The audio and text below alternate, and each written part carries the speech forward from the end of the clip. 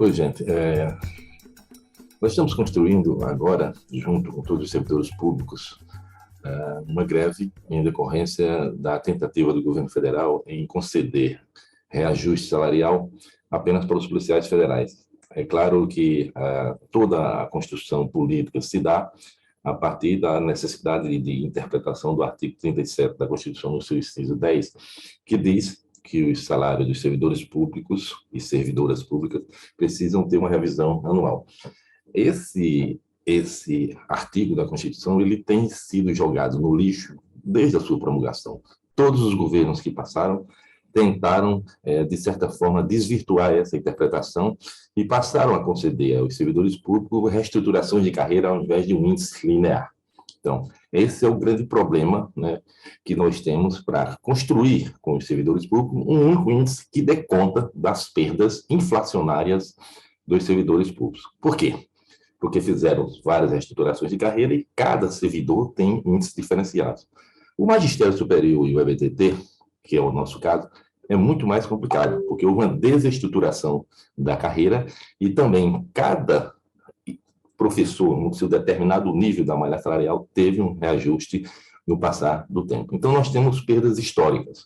Aí eu queria configurar essas perdas históricas em dois níveis. As perdas, que eu chamo de perdas salariais devido ao processo inflacionário, e as perdas que eu chamo de perdas conceituais, que são as perdas decorrentes dos nossos direitos, da desestruturação de carreira que foi implementada, principalmente a partir de 2008. Então, nesse aspecto, é isso que a categoria precisa entender, porque nós construímos um índice dentro do FONASEF, que é a inflação do governo Bolsonaro, que é 19,9, com uma tentativa de reajuste emergencial para dar conta dessas nossas perdas. Mas isso não significa que nós vamos esquecer as perdas históricas. Então, é importante que a categoria entenda porque é que nós estamos pedindo um índice único, né? Esse índice único é apenas emergencial, mas que nós vamos continuar lutando para compreender, para recuperar as nossas perdas históricas.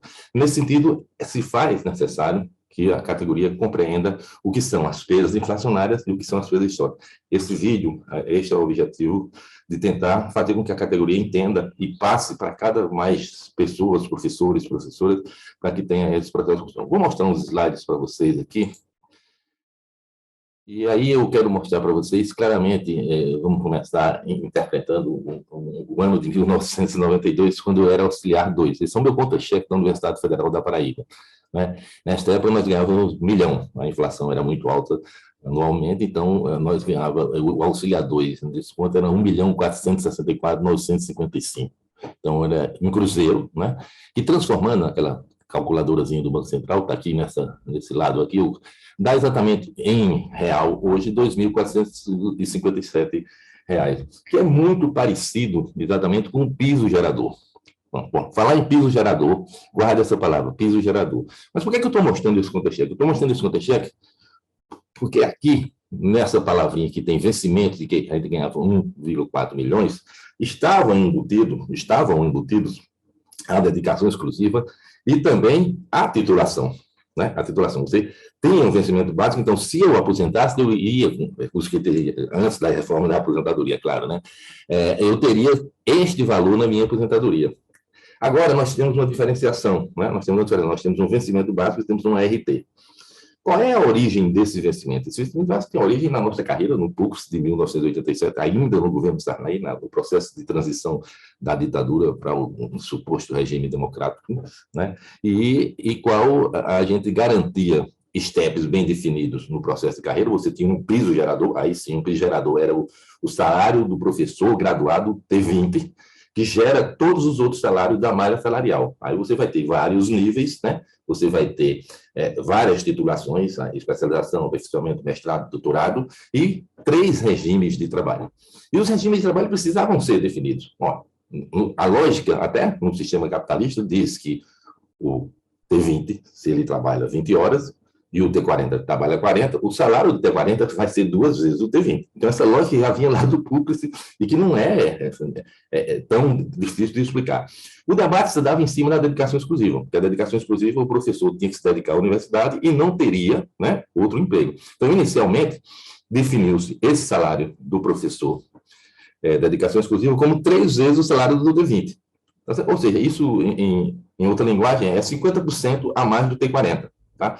Numa greve de 91, nós passamos para 3,1. Então, isso é o que define a nossa malha salarial. Você define o salário do professor T20 graduado, aí você multiplica os steps para construir o processo vertical e dar amplitude da carreira no professor graduado, depois e a partir daí você define também o que eu chamo de horizontalidade, que é você calcular a relação entre o T20 e o T40. Então, se o T20 ganhava R$100, o T40 vai ganhar 200 e o dedicação exclusiva vai ganhar 310, porque na greve 91 nós passamos de 3 para 3,1. Então, essa é a relação que nós construímos para a construção do processo de malha salarial, e a partir desse vencimento básico você teria as suas vantagens a partir do mestrado, do doutorado. Isso foi destruído.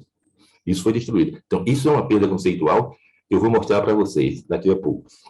Se a gente olhar direitinho, né, essas são as perdas do vencimento básico. Hoje eu estou calculando, para ficar mais claro, as perdas do vencimento básico e da RT, no salário que nós temos hoje. Né? Veja que nessa coluna aqui, nós temos as perdas dos professores. Tem professores que têm perda muito grande, veja aqui, 33% adjunto 1, enquanto o titular tem uma perda de 3,2%.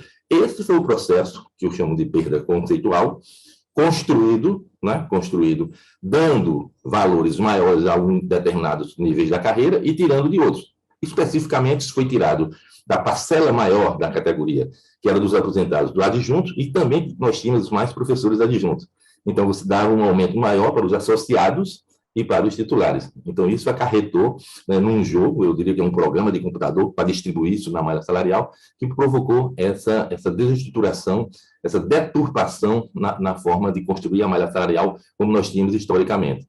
Então, gente, se nós pensarmos em termos de perdas conceituais, esta planilha ela mostra exatamente os nossos salários, né, em agosto de 2019, que, por coincidência, são os salários da atualidade. Né?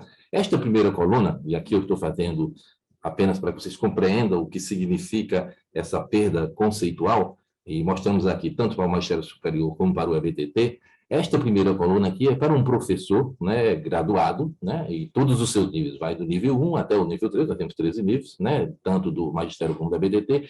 Esse salário inicial de 2.236 é muito parecido com aquele que eu tinha em 92, né, como auxiliar 2, esse é o salário do T20, do professor T20. E isso é o que eu chamo de piso gerador, ou seja, todos os salários da nossa malha salarial, eles são gerados a partir desse salário. Historicamente era assim, com esse processo de desestruturação da carreira, foi que provocou essa perda conceitual. Então, se não vejamos, aqui é 2.236, é o salário do professor T20. O professor T40 devia, e como era historicamente, ganhar 2 vezes esse salário.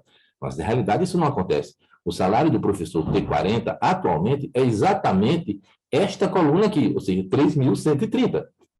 E devia ser 4.472.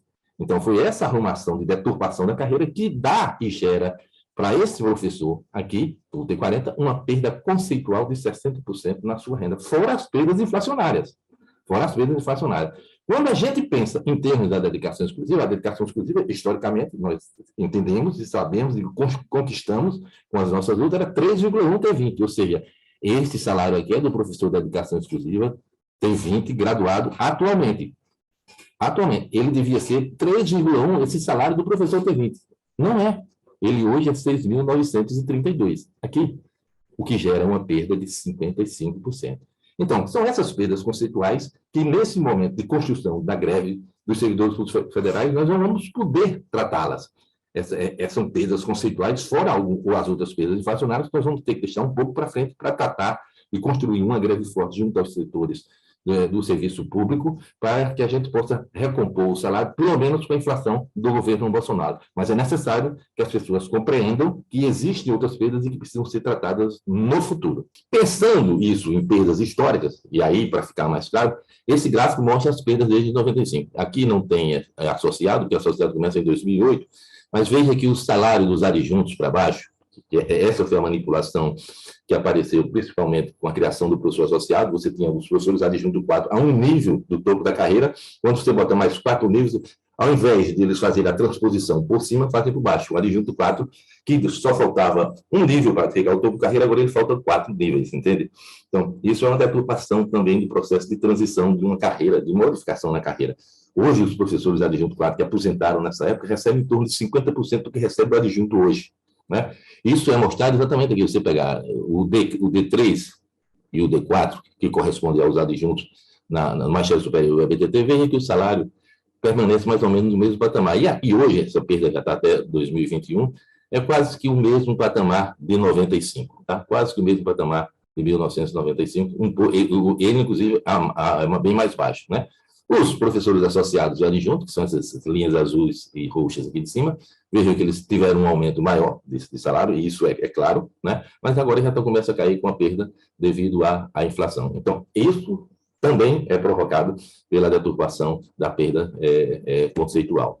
E aqui, para que vocês possam entender, as perdas de todos os professores num gráfico, num histograma simples, para que a gente possa entender, né? Veja, então, é impossível que a gente consiga determinar um índice só. Se você fizer média, se fizer média do menor valor para o maior valor, vai ter gente que ainda vai ser prejudicada. E a gente tem que dizer isso aos professores e professoras.